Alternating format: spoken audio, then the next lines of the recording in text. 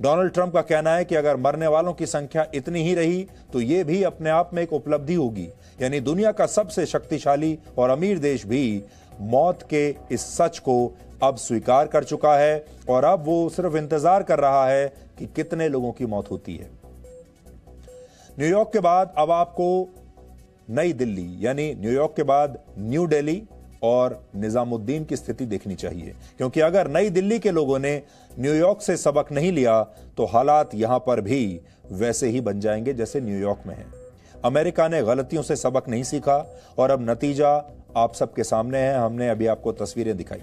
हालांकि यह भारत का संयम और संकल्प ही है जो अब तक कोरोना वायरस के सामने एक दीवार बना हुआ है, वरना इसी देश में एक सोच ऐसी भी है जिसने देश को खतरे में डालने में कोई कसर नहीं छोड़ी। देश आज तबलीगी जमात के मौलानाओं की उस सोच को भुगत रहा है जिस सोच में लॉकडाउन और सोशल डिस्टेंसिंग पर मौलाना इस तरह की बातें करते हैं। मौलाना कहते हैं ये अल्लाह पर यकीन न रखने वालों की चालें और स्कीमें हैं। बीमारी से बचाने के बहाने मुसलमान को आपस में अलग करने की तरकीबें निकाली गई हैं। मुसलमानों में आपस में ही शक पैदा करने और दूरी बढ़ाने के लिए एक प्रोग्राम तैयार हुआ है। जब अल्लाह ने बीमारी तय कर दी है तो किसी डॉक्टर या दवा से कोई नहीं बचा सकता। अपनी अक्ल ठिकाने रखो, डॉक्टरों की बातों में आकर मिलना जुलना और नमाज न छोड़ो।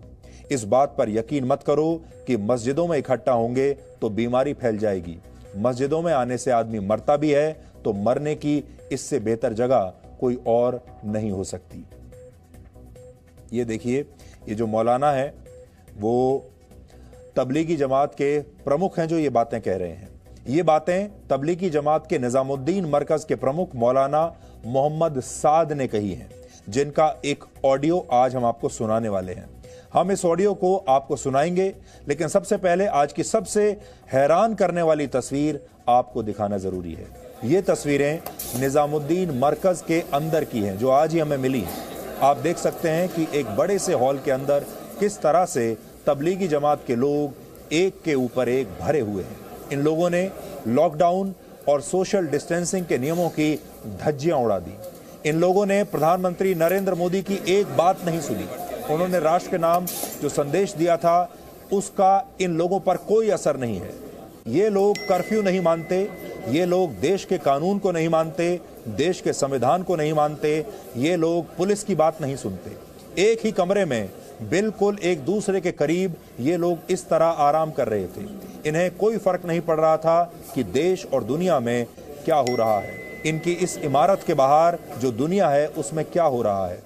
इन लोगों को कोई परवाह नहीं थी कि ऐसा करके वो खुद को ही नहीं, आसपास के लोगों को, इस देश के समाज को और पूरे देश को खतरे में डाल रहे हैं। और ये वीडियो 26 मार्च का वीडियो है। बहुत सारे लोग जो इन लोगों के समर्थन में आ रहे हैं और जो लोग कह रहे हैं कि मीडिया इसे हिंदू मुसलमान की लड़ाई बना रहा है, उन्हें हम बताना चाहते हैं कि ये वीडियो 26 मार्च का है, जब इस देश में कर्फ्यू लागू था, जब इस देश में नियम कानून लागू थे, डिजास्टर एक्ट लागू हो चुका था और पूरा लॉकडाउन लागू हो चुका था। जब कहा गया था कि कहीं भी 4 लोगों से ज्यादा इकट्ठे नहीं हो सकते। सच्चाई यह है कि इन्होंने पूरे देश को एक बहुत बड़े खतरे की तरफ धक्का दे दिया है, अकेले अपने दम पर।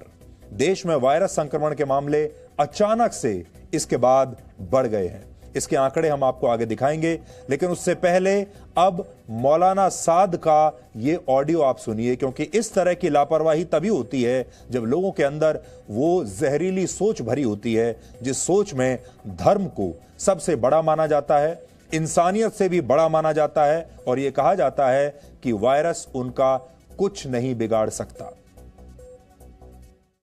और ये मौका अल्लाह ताला से माफी मांगने का होता है। ये मौका इसका नहीं है कि आदमी महज डॉक्टरों की बातों में आकर नमाजें छोड़ो जी, मुलाकातें छोड़ो, मिलना जुलना छोड़ो। क्यों नहीं यकीन करते? क्या 70,000 फरिश्ते मेरे साथ हैं? फिर भी बीमारी आ गई कि जब अल्लाह ताला ने मेरे लिए बीमारी मुकद्दर कर दी तो मैं किसी डॉक्टर किसी दवा को साथ रखकर कैसे बच सकूंगा? 70,000 फरिश्ते मेरे साथ हैं, फिर बचाव नहीं हुआ तो अब इसके अलावा और दुनिया की मादी ताकतें मेरा क्या दिफा कर लेती? बस अल्लाह ताला से पनाह मांगो, इस्तिग़फ़ार करो। और ये मौका मस्जिदों को आबाद करने का है कि ये मौका मस्जिदों को छोड़ने और बिखरने का नहीं है। क्यों इस बात पर यकीन आ गया कि हम मिलेंगे तो बीमारी फैलेगी? इसका यकीन क्यों नहीं है कि हम आमाल की निस्बत पर जमा होंगे तो अल्लाह ताला इन हल्कों पर फरिश्तों को नाजिल करेंगे और फरिश्तों के नुज़ूल से दुनिया के अंदर सुकून और राहत। कि क्या तुम मौत से भाग जाओगे? कि मौत तो तुम्हारे आगे आगे चल रही है ना। जी हाँ, अल्लाह ने मौत को कुरान में आगे बताया है। अल्लाह ताला हालात लाते हैं तौबा और इनाबत के लिए। इन हालात में आमाल में कमी आना ये अल्लाह के गुस्से को और बढ़ा देगा। बस इस वक्त की जरूरत यह है कि एक तो मस्जिदों का आबाद करो, वरना अल्लाह की जात पर यकीन न रखने वालों की चालें और उनकी स्कीमें वो मुसलमान को बीमारी से बचाने के बहाने से उन्हें तरकीब नजर आ गई कि मौका है ये मुसलमानों को अमल से रोकने और बखेरने का, ताकि इनके दिलों में हमेशा के लिए ये बात बैठ जावे कि भाई बीमारी उड़कर लगती है, ये गुजर जाएगी बीमारी, लेकिन तुम्हारे साथ बैठना, एक प्लेट में खाना, इसका असर मुद्दतों क्या शायद कभी खत्म न हो। वो तो मुसलमानों की इनके दरमियान की मोहब्बतें खत्म करने के लिए एक प्रोग्राम बनाया गया है। जी हाँ, ऐसा नहीं है, प्रोग्राम बनाया गया है कि मुसलमानों को मुसलमान से अलग करने और इन्हें गैरों की तरह अछूत बनाने के लिए ये बहाना अच्छा है। तो आप सोचिए, पूरा देश और पूरी दुनिया इतने बड़े संकट में है, लोग मर रहे हैं। जो इस्लाम के गढ़ हैं, जो देश जैसे सऊदी अरब, यूएई, जहां इस्लाम के जिन्हें गढ़ माना जाता है, उन्होंने भी अपनी मस्जिदों को बंद कर दिया है, उन्होंने भी तीर्थ यात्राएं कैंसिल कर दी हैं। लेकिन यहां कुछ लोग ऐसे हैं जो आज भी इस वायरस से भी इस्लाम को जोड़कर देख रहे हैं, इस वायरस से मुसलमानों को जोड़कर देख रहे हैं और अपने अनुयायियों को, जो कि आंख और दिमाग बंद करके इनकी बातें सुन रहे हैं, उन्हें वो ये बता रहे हैं, बहका रहे हैं, उन्हें गलत जानकारी दे रहे हैं और उन्हें मौत के मुंह में इस धर्म का जहर पिलाकर भेज रहे हैं। अब आप सोचिए कि इस पूरे मामले में धर्म कहां से आ गया, इस पूरे मामले में मुसलमानों के खिलाफ साजिश कहां से आ गई, इस पूरे मामले में इस्लाम के खिलाफ साजिश कहां से आ गई, और कैसे ये सारे मौलाना अपने अपने अनुयायियों को ये कह रहे हैं कि आप डॉक्टरों के पास मत जाइए, अस्पतालों में मत जाइए, और अगर आपको मरना भी है तो मस्जिद में मरिए। अब आप खुद सोचिए, जब पूरी दुनिया में कहा जा रहा है कि आपको अपने मुंह पर पट्टी यानी मास्क बांध कर रखना चाहिए, तब इन लोगों ने अपने मुंह पर तो नहीं, आंखों और दिमाग पर एक पट्टी जरूर बांध ली है, जिसकी वजह से इन्हें ना तो कुछ दिखाई देता है, ना कुछ सुनाई देता है, और ये मामले की गंभीरता समझ ही नहीं पा रहे हैं, और इन्हें धर्म के नाम पर इस तरह बहकाया जा रहा है। मौलाना साद कोरोना वायरस को कोई खतरा नहीं मानते। सिर्फ यही नहीं, मौलाना साद ने तो कोरोना के खिलाफ लड़ाई को मुसलमानों के खिलाफ साजिश बता दिया। इस तरह की सोच तबलीगी जमात से जुड़े लाखों लोगों में कैसे भरी गई होगी, आप इसका अंदाजा अब लगा सकते हैं। मस्जिदों में इन लोगों को बुलाकर क्या बताया जाता है, क्या सिखाया जाता है, और ये मासूम लोग, इनमें से बहुत सारे लोग तो ऐसे होंगे जो पढ़े लिखे भी नहीं होंगे, चुपचाप इन मौलानाओं की बातों में आ जाते हैं और बहक जाते हैं। हम आपको मौलाना साद के बारे में भी आज कुछ बताना चाहते हैं। मौलाना साद का पूरा नाम मोहम्मद साद कांदलवी है। मौलाना साद के परदादा इलियास कांदलवी ने ही 1927 में तबलीगी जमात की स्थापना इसी देश में की थी। वर्ष 1995 में मौलाना साद ने तबलीगी जमात के प्रमुख के तौर पर कमान संभाली थी। तबलीगी जमात का सालाना जलसा बांग्लादेश में होता है, जहां लाखों की भीड़ इकट्ठा होती है। कोरोना वायरस को लेकर मौलाना साद ने जो बातें कही हैं, करीब करीब वही बातें पाकिस्तान में भी होती हैं, और इसीलिए हम बार बार कहते हैं ये सारे लोग जो हैं ये पाकिस्तान से प्रभावित हैं।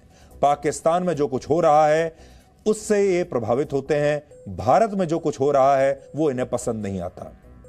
यानी ये पाकिस्तान से सीखते हैं, पाकिस्तान से प्रभावित होते हैं, और भारत के जो कानून हैं उन्हें मानने से इनकार कर देते हैं। मौलाना साद जैसे लोगों की सोच पाकिस्तान की सोच से बहुत मिलती जुलती है। अभी कुछ दिन पहले पाकिस्तान के प्रधानमंत्री इमरान खान ने कहा था कि पाकिस्तान के पास ईमान की ताकत है और वो कोरोना वायरस से इस ईमान की ताकत के बल पर ही लड़ेगा। तो सोचिए, पाकिस्तान के तो प्रधानमंत्री ये कह रहे हैं अब उन्हें वेंटिलेटर्स की जरूरत नहीं, दवाइयों की जरूरत नहीं, मास्क की जरूरत नहीं, अस्पतालों की जरूरत नहीं, वो तो ईमान के दम पर ही इस वायरस से लड़ लेंगे। अब आप खुद अंदाजा लगाइए कि जब इस तरह के लोग होते हैं, तबलीगी जमात के जैसे जो लोग हैं, जब ये अपने अनुयायियों को कहते हैं कि मस्जिदों में आइए, सरकार की बात मत मानिए, पुलिस की बात मत मानिए, कर्फ्यू को मत मानिए, लॉकडाउन होता रहेगा, ये लॉकडाउन बाकी के लोगों के लिए है, आपके लिए नहीं है। कई बार आपने ये भी देखा होगा कि प्रशासन के और पुलिस के लोग भी धर्म गुरुओं के पास जाते हैं और कहते हैं कि आप फतवा जारी कीजिए। जब आप फतवा जारी करेंगे तब ये लोग मस्जिद में आना बंद करेंगे। यानी ये आज भी ये वो लोग हैं जो देश के कानून से ज्यादा, देश के संविधान से ज्यादा फतवे पर यकीन करते हैं। फतवा होगा तो मानेंगे, फतवा नहीं आया तो नहीं मानेंगे। देश का कानून चाहे कुछ भी कहता हो। अब आप अंदाजा लगाइए कि इस ऐसी जगहों पर इन लोगों को कैसे भड़काया जाता है, कैसे बहकाया जाता है और कैसे इन्हें मौत की तरफ धकेल दिया जाता है। तबलीगी जमात के कार्यक्रम में करीब 15 देशों के लोग आए थे, जो यहां निजामुद्दीन में हुआ, 15 देशों के लोग। और हैरानी की बात यह है कि जिन देशों में जहां से ये लोग आए थे, उनमें से भी बहुत सारे देशों में मस्जिदों पर नमाज पढ़ने पर अब पाबंदी लगाई जा चुकी है, मस्जिद बंद कर दी गई है। लेकिन भारत में आजादी के नाम पर कुछ भी किया जा सकता है और तबलीगी जमात द्वारा विदेशियों का सच छिपाया जाना इसी आजादी की आड़ में किया गया है। ये सारे लोग कहते हैं कि हमें अभिव्यक्ति की आजादी होनी चाहिए, धार्मिक आजादी होनी चाहिए, हमें हर तरह की आजादी चाहिए, हमें प्राइवेसी भी चाहिए, हमें फ्रीडम ऑफ एक्सप्रेशन भी चाहिए। और ये सारे लोग झूठ बोलकर, जो 15 देशों से आए थे, झूठ बोलकर इन्होंने वीजा लिया, अपने आप को पर्यटक बताया, टूरिस्ट बताया, और ये सारे लोग आए थे धर्म का प्रचार करने के लिए, जो कि गैर कानूनी है।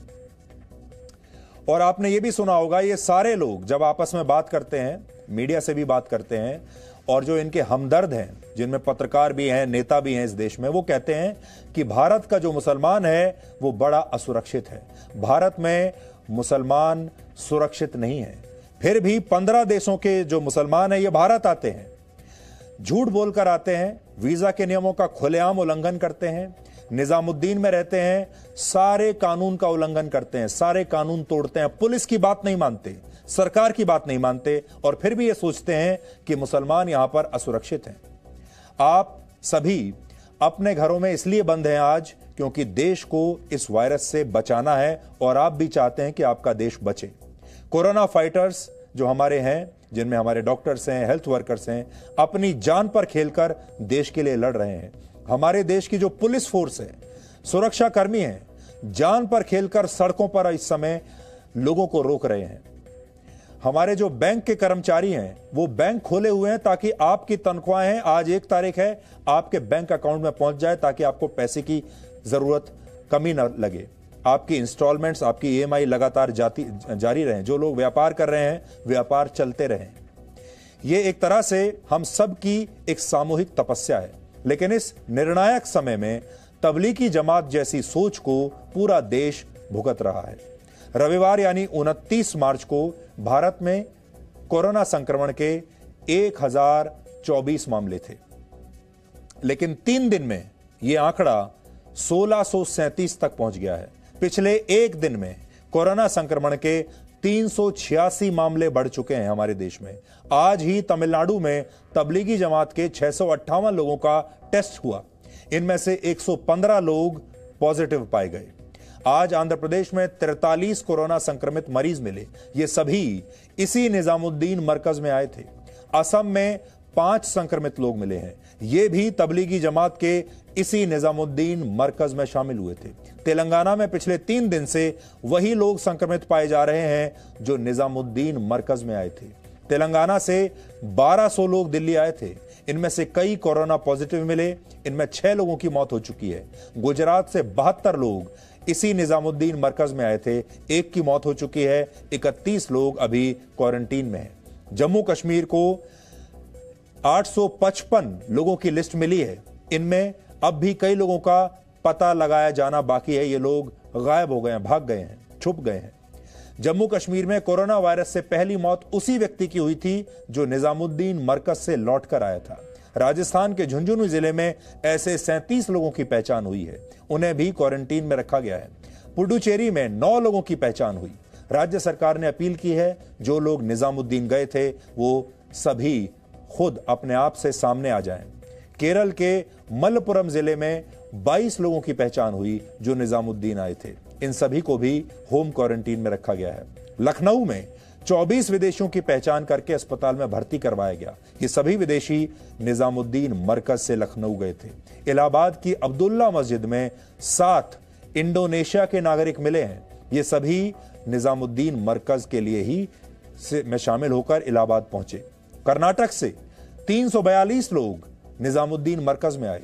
इनमें से 200 लोगों की पहचान करके उन्हें आइसोलेशन में भेज दिया गया है। बिहार में 86 लोग और 57 विदेशियों की पहचान हुई है। ये भी यही निजामुद्दीन में मरकज में शामिल हुए थे, लेकिन इनमें से अभी 48 लोग ही पकड़े गए हैं। बिहार में आज सुबह से कोरोना संक्रमण के करीब 23 मामले आ चुके हैं। आज सरकार ने भी माना कि कोरोना के मामले कल से अचानक बढ़ गए हैं और इसके पीछे एक बहुत बड़ा कारण तबलीगी जमात के यही लोग हैं जो देश भर में घूम रहे हैं। ये सारे लोग अब कोरोना के टाइम बॉम्ब हैं जो देश के अलग अलग हिस्सों में कोरोना को फैला रहे हैं और फट रहे हैं। इसे आप एक तरीके से बॉम्ब मान लीजिए। और अब आप सोचिए, इन्होंने देश का कोई कोना, कोई राज्य, कोई शहर नहीं छोड़ा है और पूरे देश को मुश्किल में डाल दिया है, खतरे में डाल दिया है। भारत में अभी तक टोटल 1637 कोविड-19 के कंफर्म केसेस आए हैं और कल से आज तक में 386 दैट इज 386 नए पॉजिटिव केसेस आए हैं। टोटल 38 डेथ रिपोर्ट हुई हैं, जिसमें अगर हम कल से देखें तो 3 नई डेथ रिपोर्ट हुई हैं। अब तक 132 लोग जो कोविड-19 कंफर्म केसेस थे वो रिकवर भी हो चुके हैं।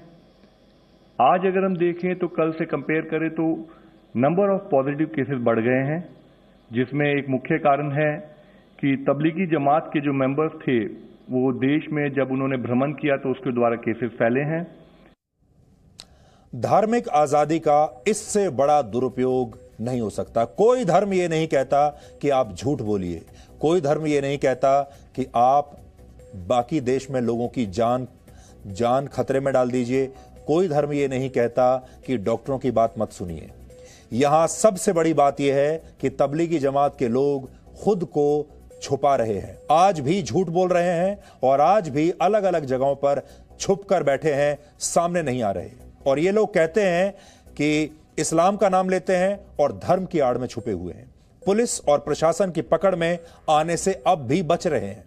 निजामुद्दीन मरकज से तो जमात के लोगों को निकाल लिया गया, लेकिन कई लोग दिल्ली की अलग अलग मस्जिदों में रुके हुए थे। दिल्ली की 8 मस्जिदों में जमात के 113 लोगों को पुलिस ने निकाला है। इनमें से 84 लोग विदेशी थे।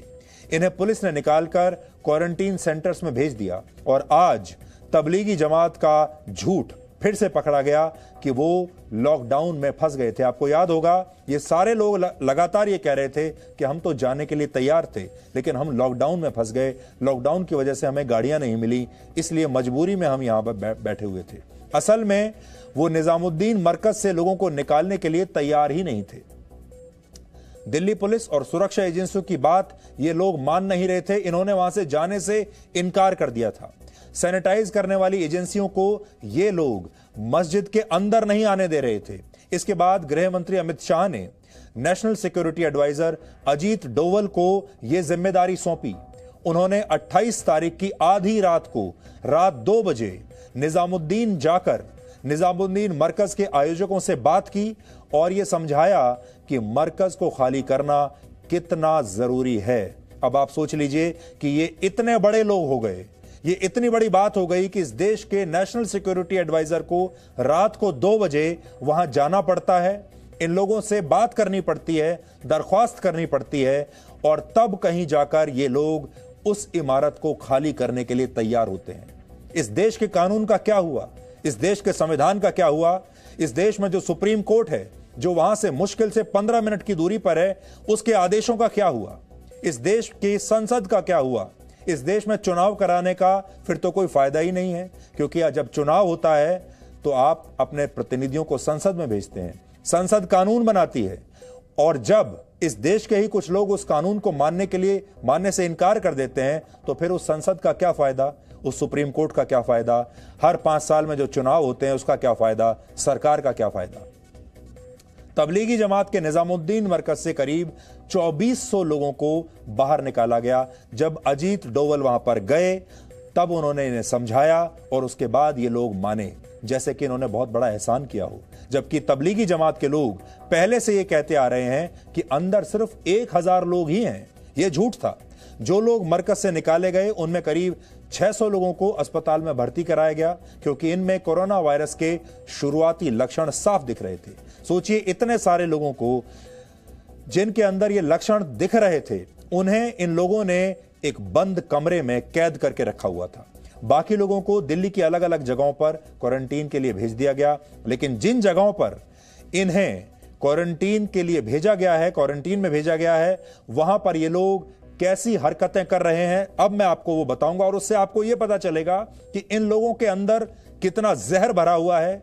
इन लोगों के अंदर इस देश के लिए, इस देश के लोगों के लिए, इस देश के प्रशासन के लिए, इस देश की सरकार के लिए कितना जहर है। अब आपको पता चलेगा जब मैं अगला किस्सा आपको बताने वाला हूं, अगली खबर आपको बताने वाला हूं। आज उत्तर रेलवे के प्रवक्ता का एक बयान आया है, और क्या बयान है वो मैं आपको बता रहा हूं। उस बयान में लिखा है, कल तबलीगी जमात के 167 लोगों को तुगलकाबाद में रेलवे के क्वारंटीन सेंटर में ले जाया गया। 167 लोगों को। उत्तर रेलवे के प्रवक्ता ने कहा है कि आज सुबह से कुछ लोग लगातार उनके स्टाफ के साथ, कर्मचारियों के साथ, हेल्थ वर्कर के साथ दुर्व्यवहार कर रहे हैं, कर्मचारियों को अपशब्द कह रहे हैं और हर जगह थूक रहे हैं। थूकने का मतलब आप समझते हैं, जानबूझकर थूक रहे हैं ताकि यह वायरस ज्यादा तेजी से फैले, इस वायरस से ज्यादा लोग संक्रमित हो जाएं। यहां तक कि डॉक्टर्स के ऊपर भी ये लोग थूक रहे हैं। और ये मैं आप बनाकर नहीं कह रहा हूं, ये बयान रेलवे की तरफ से आया है, भारतीय रेल की तरफ से यह बयान आया है कि कैसे ये सारे लोग जो निजामुद्दीन से गए हैं वहां पर, वो डॉक्टरों को परेशान कर रहे हैं, डॉक्टरों पर थूक रहे हैं, दुर्व्यवहार कर रहे हैं और अपशब्द कह रहे हैं। खाने पीने के सामान पर अनुचित मांगे कर रहे हैं कि इन्हें और बेहतरीन खाना चाहिए। हॉस्टल के अंदर वो इधर उधर खुलेआम घूम रहे हैं, बात नहीं मान रहे हैं।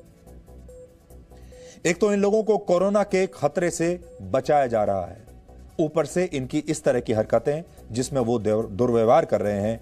अब आप अंदाजा लगा सकते हैं कि इनके अंदर लापरवाही तो है, धर्म के नाम पर हो सकता है इन्हें बहका भी दिया गया हो, लेकिन ये सोच, ये जहर इस देश के प्रति इनके अंदर कहां से आ रहा है? डॉक्टरों के ऊपर थूकना है, ये इन्हें किसने सिखाया? किस मौलाना ने ये बताया कि अगर डॉक्टर इनका इलाज करने के लिए, इन्हीं की जान बचाने के लिए आ रहा है तो उस पर थूक देना है? अब सोचिए, इस तरह की सोच वाले लोगों से कैसे निपटा जाए? इस देश में कौन सा कानून है जो इससे निपट सकता है?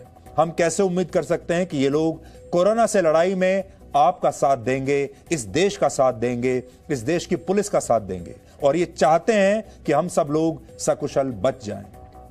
आज जब देश में कोरोना संक्रमण के सबसे ज्यादा मामले आए हैं, तब तबलीगी जमात के लोगों की इस तरह की सोच है कि ये लोग खुद को ना सिर्फ छुपा रहे हैं, बल्कि जिन लोगों को पकड़ भी लिया गया है वो ये पूरी कोशिश कर रहे हैं कि वो इस वायरस को ज्यादा से ज्यादा लोगों तक फैलाएं। रोक नहीं रहे, फैलाना चाहते हैं। इसीलिए हम इन्हें टाइम बॉम्ब कह रहे हैं, क्योंकि ये ऐसे टाइम बॉम्ब हैं जो देश के हर कोने में जाकर फटना चाहते हैं। अगर इनके हाथ में बंदूक होती है, सचमुच का बॉम्ब होता, तो शायद 10-20 लोगों को मार पाते, लेकिन जो काम ये कर रहे हैं, इससे एक एक आदमी हजारों लोगों की जान ले सकता है। पूरे देश में पुलिस को अभियान चलाना पड़ा कि किस तरह से इन लोगों की पहचान की जाए, जहां जहां ये लोग छुपे हुए हैं कैसे इन्हें निकाला जाए। इन्हें खोजकर बाहर निकालना बहुत जरूरी है। निजामुद्दीन मरकज से लौटकर अपने अपने इलाकों में ये लोग मस्जिदों में जाकर छुप गए। इन्हें मस्जिदों से बाहर निकाला गया। प्रयागराज, हाथरस, अंबाला, आगरा और जम्मू जैसी अलग अलग जगहों से हमारे पास तस्वीरें आई हैं जिनमें जमात के लोगों को मस्जिदों से बाहर निकालकर उन्हें अस्पतालों और क्वारंटीन सेंटर में ले जाया गया। लेकिन सबसे बड़ी बात यह है कि कई जगहों पर ये लोग पुलिस की कार्रवाई में भी बाधा डालने लगे। कई जगहों पर पुलिस पर पथराव हुए और फायरिंग की घटनाएं भी सामने आई। सोचिए, पुलिस जा रही है और पुलिस पर अंदर से फायरिंग हो रही है। बिहार के मधुबनी में ऐसा ही हुआ जब एक मस्जिद में पुलिस जमात के लोगों पर छापा मारने के लिए गई तो उन पर पथराव होने लगा। सूचना मिली थी कि कुछ लोग वहां से तकलीबी मरकज ये होता है, वहां से लोग आगे कुछ लोग वहां पर ठहरे हुए हैं बाहर से। तो उस सूचना की जांच करने के लिए अंडरथाड़ी वीडियो सीओ और अंडरथाड़ी थाना की टीम गई थी, जहां पर उन लोगों के ऊपर कुछ लोगों के द्वारा हमला कर दिया गया ईंट पत्थर से। गोली भी चलाने की बात आई है उधर से किसी क्रिमिनल के द्वारा। तो उस स्थिति में कम बल होने के कारण से लोग पीछे आ गए हैं और उसमें हम लोग पूरा जांच कर रहे हैं कि क्या मामला है क्या नहीं है। अब आप खुद सोचिए, आप ऐसे लोगों को देश का दोस्त बताएंगे या देश का दुश्मन मानेंगे? आपको याद होगा, हम हमेशा आपसे ये कहते हैं कि हर शहर में एक इलाका ऐसा होता है जहां देश का कानून नहीं चलता, जहां पुलिस भी जाने से डरती है, पुलिस भी कार्रवाई करने से 1000 बार सोचती है। ये वही इलाका है। यहां पर देश का कानून नहीं चलता, यहां पर पुलिस भी कुछ नहीं कर सकती और अगर पुलिस भी जाती है तो पुलिस पर पथराव होता है, पुलिस के काम में बाधा डाली जाती है। और फिर ये सारे लोग कहते हैं कि हम देश में असुरक्षित हैं, हम में असुरक्षा की भावना है। अब आपको आज ये समझ में आया होगा, ये कोरोना वायरस में ये धर्म के नाम पर लड़ाई करने का समय बिल्कुल नहीं था। ये वो समय था जब पूरे देश को एक हो जाना चाहिए था। कोरोना वायरस अमीर गरीब का भेद नहीं करता, जाति का भेद नहीं करता, धर्म का भेद नहीं करता। हिंदू हो, मुसलमान हो, सिख हो, ईसाई हो, सबको बराबरी से मारता है।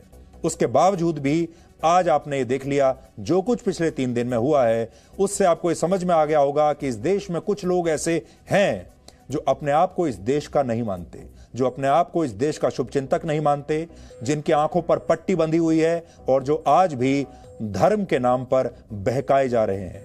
और धर्म के नाम पर उनके जो धर्म गुरु हैं वो उन्हें जानबूझकर मौत के मुंह में धकेल रहे हैं और ये सारे लोग भारत का नुकसान कर रहे हैं। अभी तक आपने देखा होगा, भारत कोरोना वायरस के खिलाफ इस लड़ाई में बहुत अच्छा प्रदर्शन कर रहा था। हमारे जो नंबर्स थे बिल्कुल कंट्रोल में थे। बड़ी बड़ी महाशक्तियों के मुकाबले हमारे देश में कोरोना वायरस बहुत कम तेजी से, उनके मुकाबले कम तेजी से आगे बढ़ रहा था। अभी तक पूरी दुनिया हमारी तारीफ कर रही थी, लेकिन ये निजामुद्दीन वाली जो घटना है, ये अकेले दम पर भारत की सारी कोशिशों को फेल कर सकती है, अकेले दम पर भारत को इस पूरी लड़ाई में हरा सकती है, भारत का पूरा ट्रैक रिकॉर्ड खराब कर सकती है, कुछ चंद लोगों की वजह से। सोचिए, ये 2-2.5 हजार लोग आज देश के 130-135 करोड़ लोगों पर भारी पड़ रहे हैं, सिर्फ 2000 लोग, और उनमें से भी 15 देशों से आने वाले कुछ सैकड़ों लोग।